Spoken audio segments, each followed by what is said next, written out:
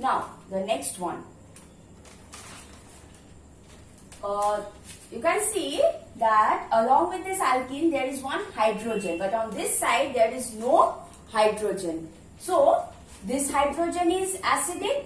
We have discussed this. I have added base. So this NH2 minus, this will abstract this hydrogen. The negative charge will come here. So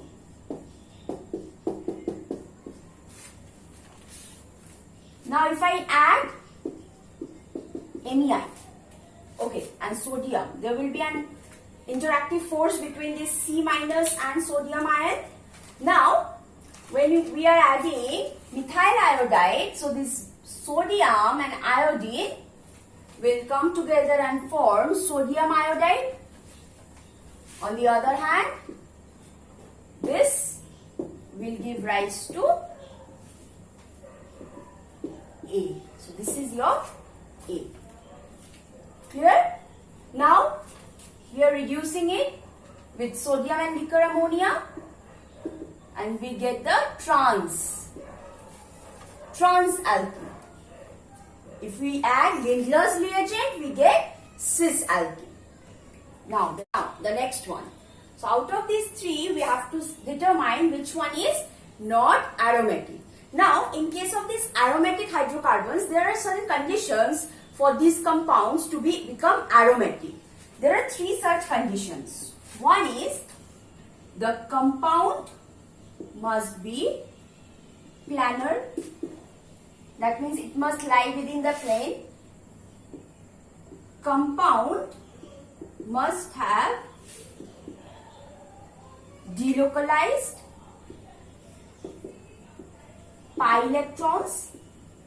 That means the pi electrons that are present, they must be in conjugation, and which in turn will lead to delocalization of the electron. Unless these are not conjugated system, this will not be an aromatic compound. So in other words, we can say it must be conjugated system where delocalization of pi electrons must take place.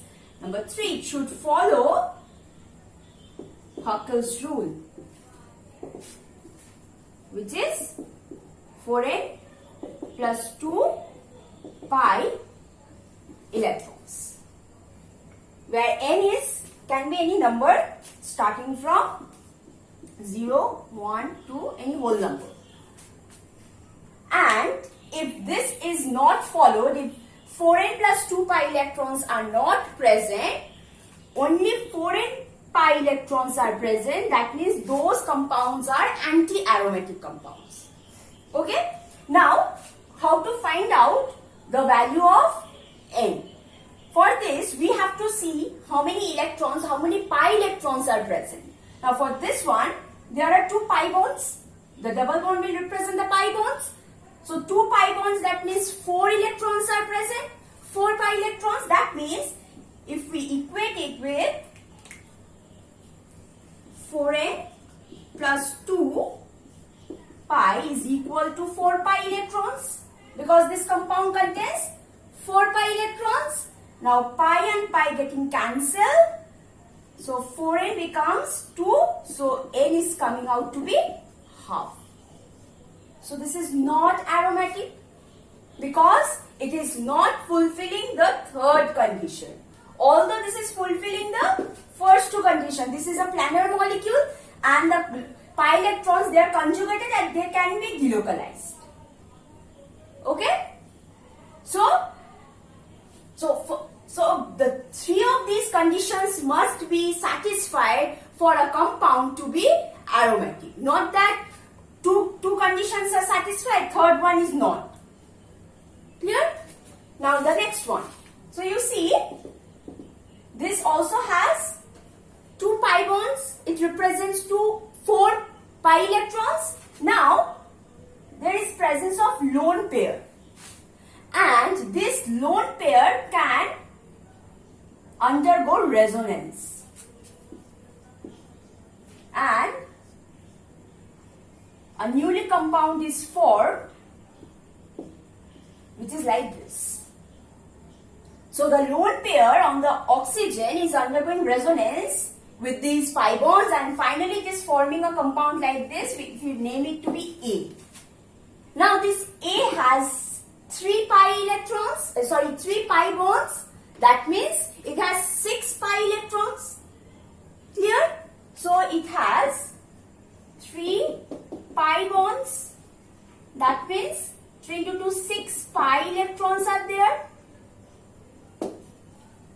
This is a planar molecule, no doubt. This you can see, it is totally delocalizing, and this system is conjugated system.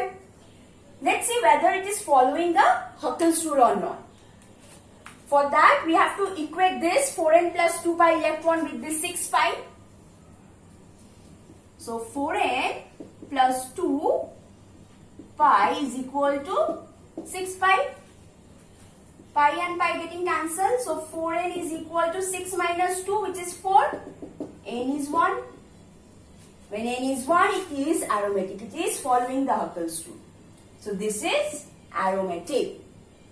Now for this one, there are 4 pi bonds are there. So 8 pi electrons are there. At the same time, 2 extra negative charges are there, which will also come into the molecule, and it will come into resonance. So it looks like this.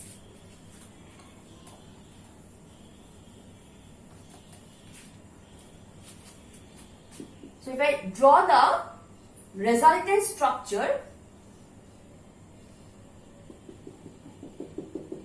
when these electrons will come into the resonance, it will become like this. So overall there are 10 pi electrons, because if this negative charge comes into the molecule, undergoes resonance, it will form a pi bond. Okay, so there are total 10 pi electrons. Now equate this with the Huckel's number, which is 4n plus 2 is equal to 10. Now 4n is equal to 8. Therefore n is equal to 2. So it is following Huckel's rule. This is planar molecule, also conjugated system undoubtedly. So this is following all the 3 conditions. Thus it is aromatic compound. So this is how we have to determine which one is aromatic, which one is anti-aromatic, and which one is non-aromatic. Now the next one. Next one is the conversion. Propane to 2-bromopropane. This is very easy. Propene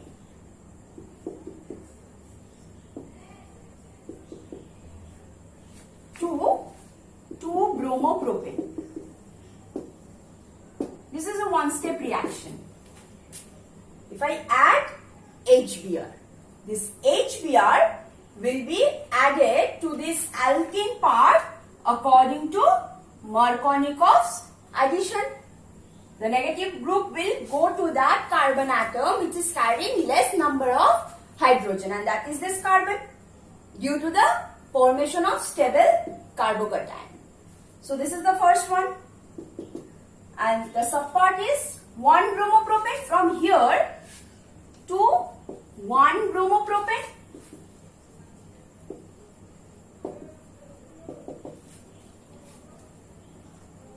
Same thing.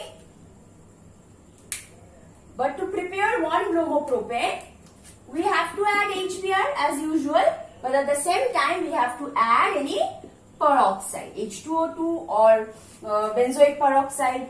So any peroxide we have to add so that the Br comes at the terminal carbon. So preparation of 1 degree halides or alkyl halides or alcohol, we need to add peroxide, anti-Markovnikov's addition. But for secondary, we need to add only the HBr or water if we want the secondary alcohol or alkyl halide. Now the next one is pH to pH. This is again a one-step reaction. This is also addition of water, but in presence of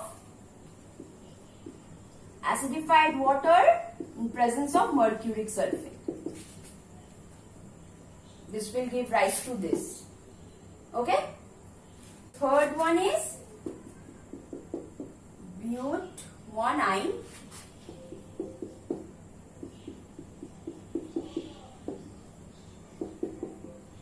1,2-dibromobutane.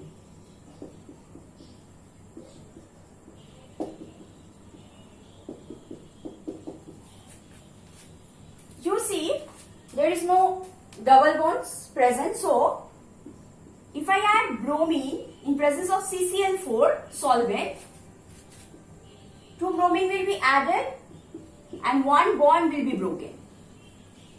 But I need the saturated or the alkanes. So I need to remove another bond. For that, if I add again bromine to this in presence of CCl4, I will get the saturated.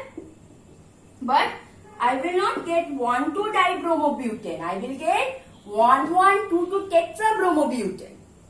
So this is absolutely wrong. So first that I have to do is that I have to convert this alkyne to alkene. So if I add hydrogen in presence of nickel, this part will be, I am writing ethyl because this is ethyl, CH.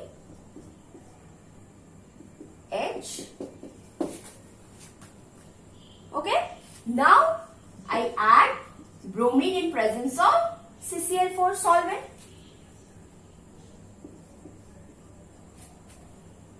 So I will get CH, CH2, Br, Br. So 1,2-dibromobutane. So these are the ways to convert one compound to another. So for that you have to know all the one-step reaction, all the simple reactions we have to know to convert for conversion of 2 steps or 3 steps reaction. Now the next one.